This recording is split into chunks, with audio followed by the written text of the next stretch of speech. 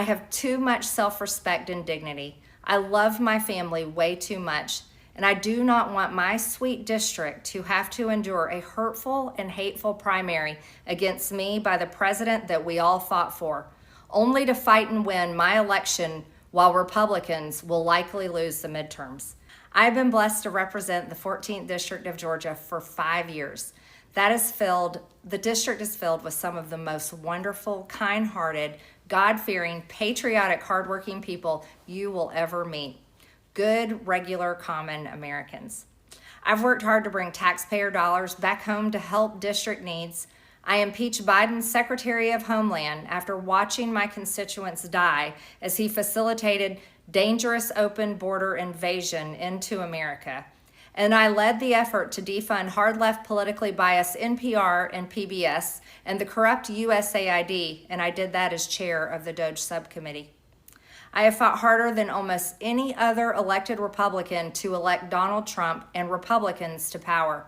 I traveled the country for years. I spent millions of my own money. I missed precious time with my family that I can never get back. And I showed up in places like outside the New York courthouse in Collect Pond Park against a raging leftist mob as Trump faced Democrat lawfare. Meanwhile, most of the establishment Republicans who secretly hate him and who stabbed him in the back and never defended him against anything have all been welcomed in right after the election.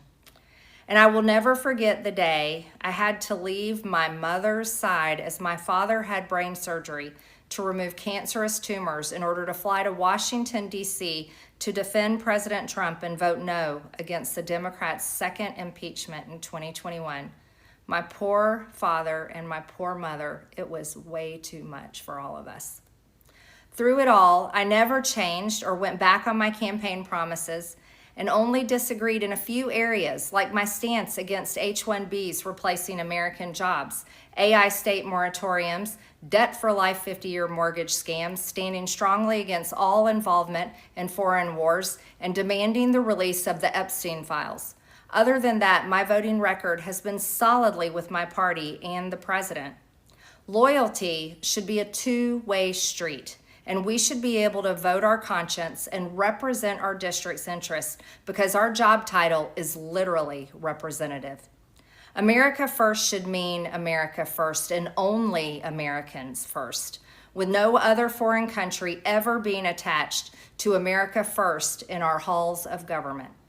Standing up for American women who were raped at 14 years old, trafficked and used by rich, powerful men should not result in me being called a traitor and threatened by the President of the United States, whom I fought for. However, while yes, hurtful, my heart remains filled with joy, my life is filled with happiness, and my true convictions remain unchanged because my self-worth is not defined by a man, but instead by God who created everything in existence. You see, I have never valued power, titles, or attention in spite of all the wrong assumptions about me. I do not cling to those things because they are meaningless and empty traps that hold too many people in Washington. I believe in term limits and do not think Congress should be a lifelong career or an assisted living facility. My only goal and desire has ever been to hold the Republican Party accountable for the promises it makes to the American people and put America first.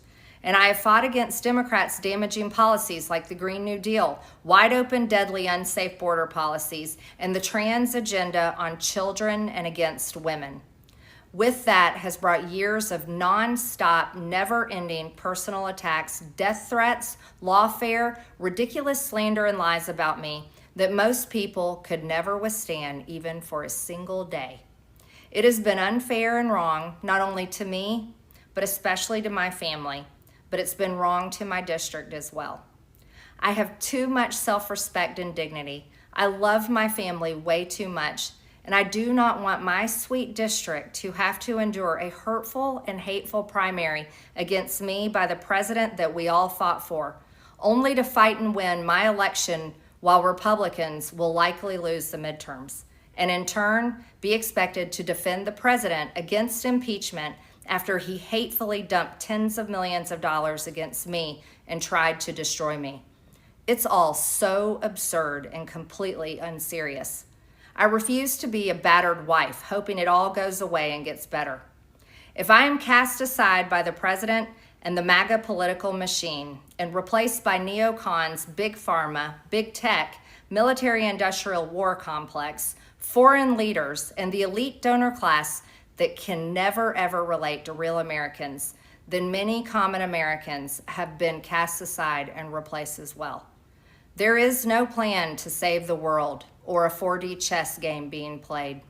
When common American people realize and understand that the political industrial complex of both parties is ripping this country apart, that not one elected leader like me is able to stop Washington's machine from gradually destroying our country, and instead the reality is that they, common Americans, the people, possess the real power over Washington, then I'll be here by their side to rebuild it. Until then, I'm going back to the people that I love, to live my life to the fullest as I always have, and I look forward to a new path ahead. I'll be resigning from office with my last day being January 5th, 2026, and I look forward to seeing many of you again sometime in the future. May God bless you all, and may God bless America. Subscribe to One India and never miss an update. Download the One India app now.